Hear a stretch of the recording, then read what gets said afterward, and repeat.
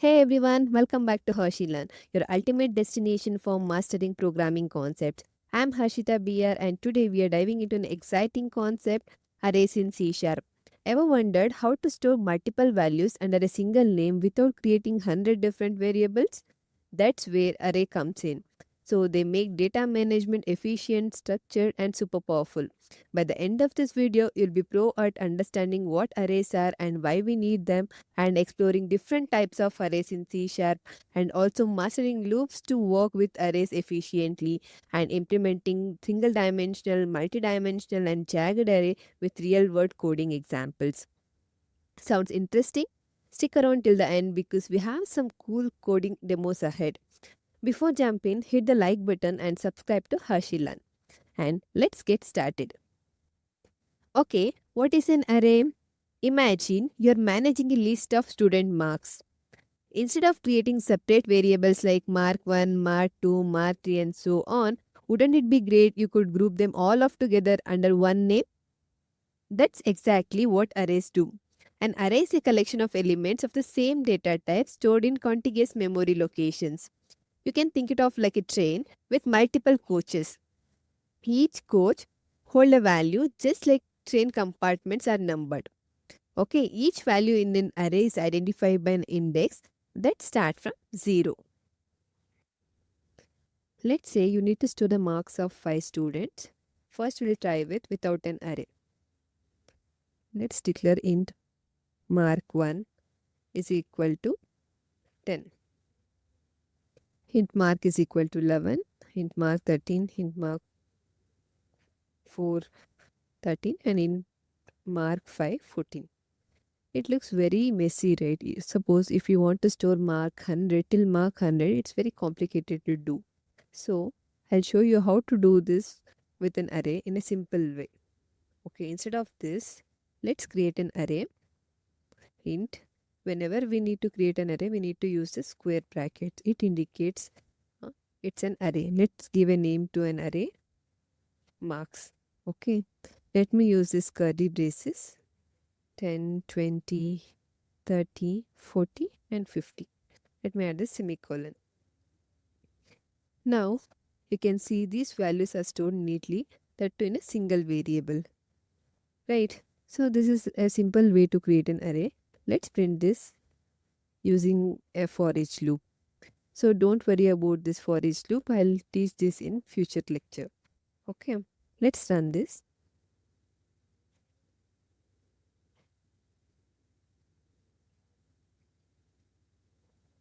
Yes, you can see the array elements are printed like 10, 20, 30, 40. Now you understood how to declare an array. Now let's move on to the next lecture. You might be wondering, why should we use arrays? Arrays are really useful in programming because they make data storage and processing efficient. First, arrays are memory efficient since they store elements in continuous memory location, reducing unnecessary overhead. Think of a bookshelf where books are neatly arranged in order. If the books were scattered around the house, finding them would be really time consuming and also difficult. Correct? Similarly, arrays keep the data organized and accessible. Another key advantage is fast access to elements. Each value in an array has a unique index. It starts from 0. Okay. So allowing for this instant retrieval. Imagine a classroom where students sit in a number seats. You need student 3. Okay. On that time, you go directly to their seat and instead of searching the whole room. Correct. So in the same way, arrays allows direct access to any element in constant time. Arrays also make data processing simple. Suppose if you had 100 exam score and you want to add 5 marks to each.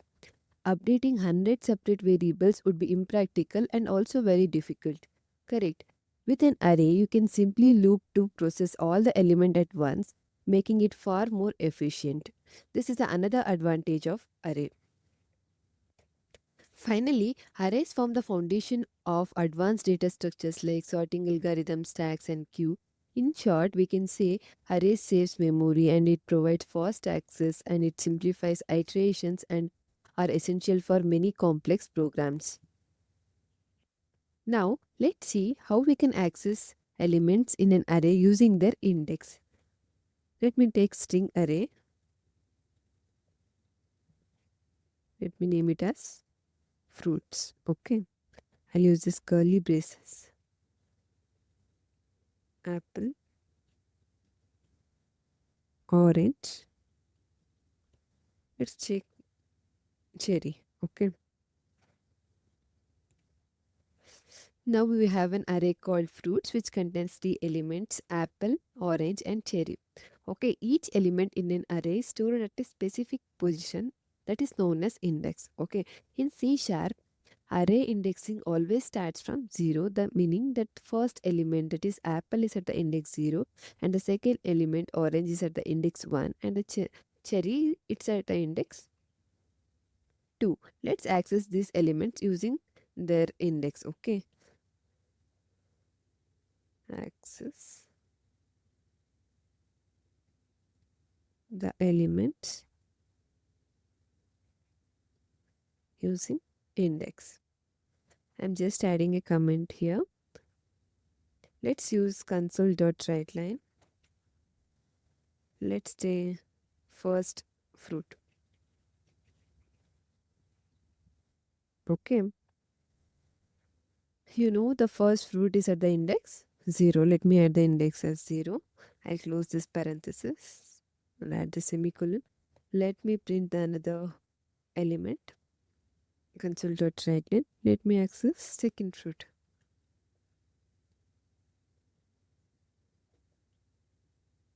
Okay. The second fruit is at the index 1. I'll save this. Let's run this. Yes, in the output we are getting the first fruit as apple and the second fruit as orange. Let's say we want to print cherry, which is the third element. We can simply use the second index of this fruits. Okay. This is how arrays help us to organize and retrieve multiple values easily using their index positions.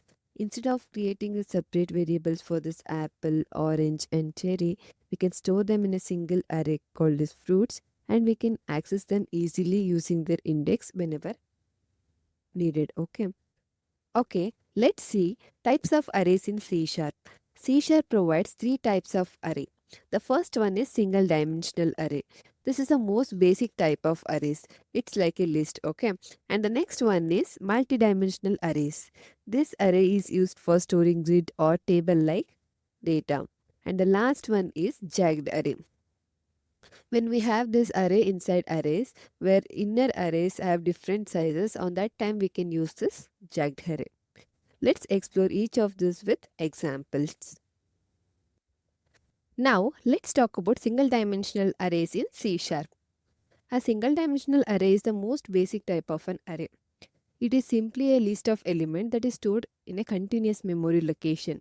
You can think it of as a row of lockers, okay, where each locker holds one value and you can access it using a unique number. That unique number is nothing but an index.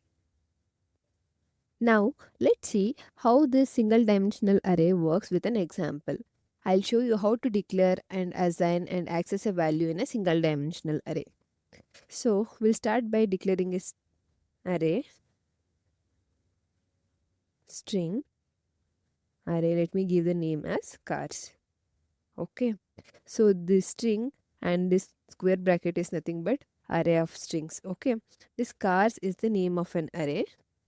Let me create new string of 3.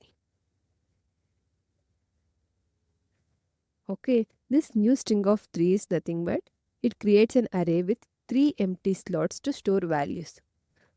Okay, now we can assign car names to each position using the index. Cars 0, let me give BMW. Okay, car at the index 1, let me give it as Audi.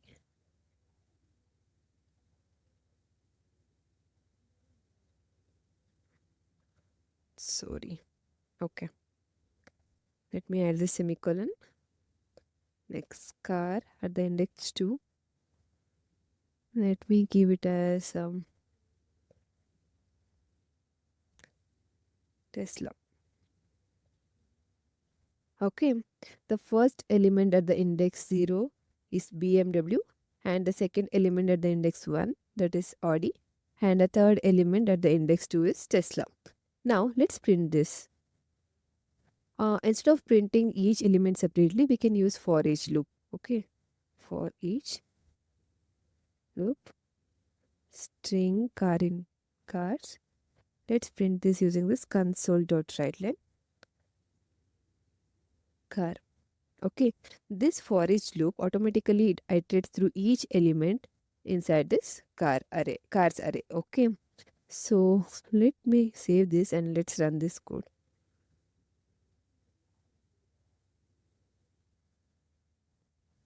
Yes, we can see the output here. Each car name is printed in the new line because we have used this console.writeline. Okay, you may ask, what is the use of this single dimensional array? Correct. So this single dimensional array help us to store multiple values under a single name. Okay. So instead of creating a separate variables for this BMW, Audi and Tesla, we can make use of this array and we can create single array. In that single array only we can store all these values.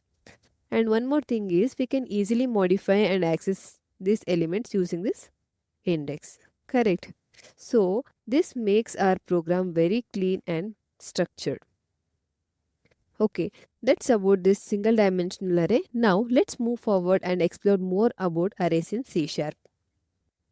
And the next one is multidimensional arrays. It's nothing but 2D arrays. Okay, this multidimensional array is like a table with rows and columns. Okay, imagine a chessboard or a tic-tac-toe grid or a spreadsheet. Each of the structures consists of rows and columns. Correct. This 2D array helps us to store such kind of the structured data. Let's break it down with a real world example. Think of a cinema hall, okay, which seats are arranged in rows and columns. So if you want to store the availability of each seat, we can use this 2D array, okay, where row represent different rows of a seats and this column represent seat positions in each row, okay. Each value in an array represent whether the seat is occupied or not. Now, let's see this multidimensional array with an example.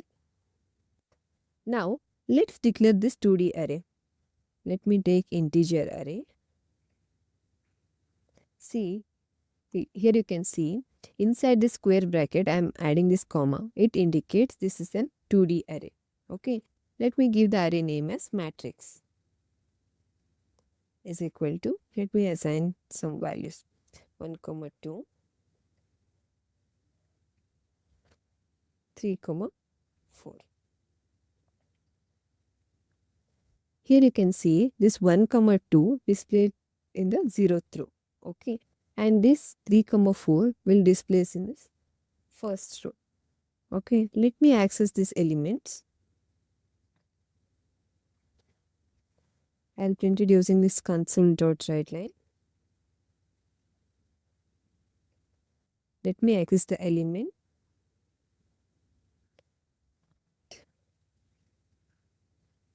Zeroth row, which is at the index 1. Okay. Means 0th row and the index is 1 means we are accessing this 2 here. And let me give matrix the same way 0, 1. Let me close this parenthesis and use this console.writeline again to access another element at, let me access first row, the 0th index element. Okay, this is the first row, 0th index means we are accessing 3 here. Matrix 1, 0. Okay. Let me run this code.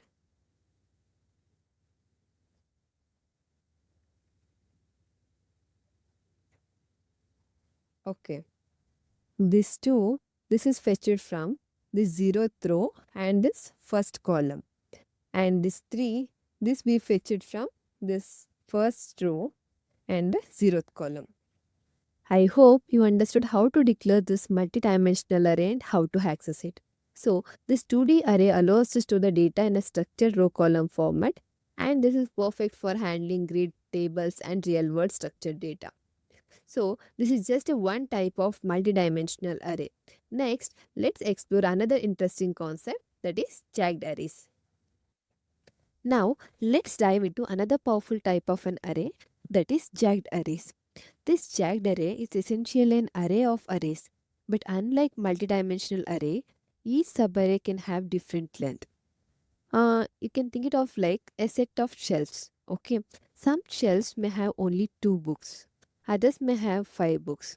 Okay, this flexibility makes a jagged array extremely useful when you are working with uneven data structures.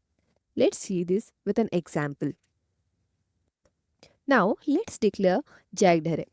Before moving to this jagged array, I'll show you another way to declare this two-dimensional array. Let me create an integer array. I can give the name as array itself. New int of 2, 2. Yes, this is another way to declare 2D array. Okay, so here we are just specifying the size. Later we can assign the value to this array. Okay, first let me give the value for 0th row and 0th column is equal to 10, and array of 0th row and first column is equal to 20, and array of first row and 0th column 30, and array of first row and 0th row, first row and first column is equal to 40. Okay, so this is how we can assign the value to this two-dimensional array. We can access this like let's print array of, let me access 0th row first column element, that is 20. Let's run this. Yes, we got 20 here. So this is how we can declare a two-dimensional array. Now let's declare a jagged array. Int, let me give the name as jagged array itself. Okay, we are creating an integer jagged array in new int. Here we are specifying the size for this row, and I'll not specify the size for this column.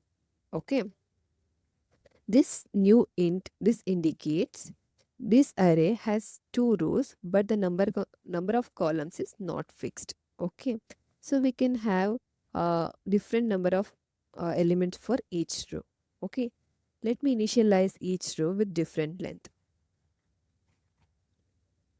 The first one is jagged array of 0th row is equal to new int of 2. Like this also we can initialize. Here we are just specifying this 0th row has 2 columns. Instead of this, I'll directly give the value here itself, 1, 2. Jagged array of next row is equal to new int. Let me give 3 elements to it, 3, 4, 5. Okay, the first row contains only 2 elements and the second row contains 3 elements. This structure is different from 2D array, right? This 2D array contains like same number of columns for each row, but in the jagged array we can have different columns for each row. Okay, next let's access this jagged array elements. Console dot write line, let me access jagged array of 1, 2. we are accessing second row and second index element. That means we are accessing this 5. Let me run this.